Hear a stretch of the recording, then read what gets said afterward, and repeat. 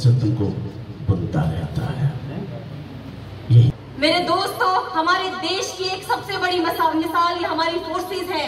24 hours on duty पे होते हैं और हमारी रक्षा करने के लिए कभी नहीं पूछते कि आपका धर्म क्या है। सही बोल रही हूँ?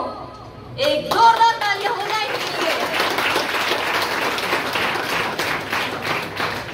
तो हम क्यों सोच, भारत का नागरिक किसी भी धर्म को अपनी मर्जी के साथ चुन सकता है और उसका पालन कर सकता है।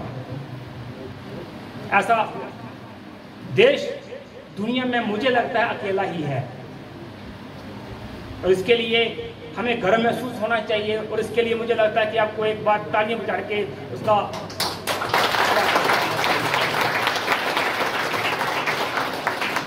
the people present here. So this should be a continuous affair so that people live in peace and harmony.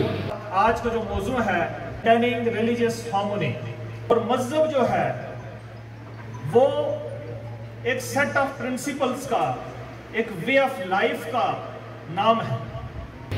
और आपसे भी मैं गुजारिश करता हूँ कि इस चीज़ को, भाईचारा को, इस परचम के सर को बुलंद रखने की आप भी जरूरत करें। कोई भी मजहब ये नहीं सिखाता, जो भी मजहब है वो इंसानियत का दर्ज देता है, अमन का दर्ज देता है। इस एज में हम कम्युनल हार्मनी की बात करें, हम जिस दुनिया में रहते हैं ये बहुत वसी दुनिया है। Respect your other's religion just like the way you respect yours, because maybe there are different religions but the essence of every religion is same. Question loudly, जब इस कायनात के बनाने वाले मालिक ने हमें अलग नहीं किया तो हम होते कौन हैं खुद को मजहब की बुनियाद पर अलग करने वाले?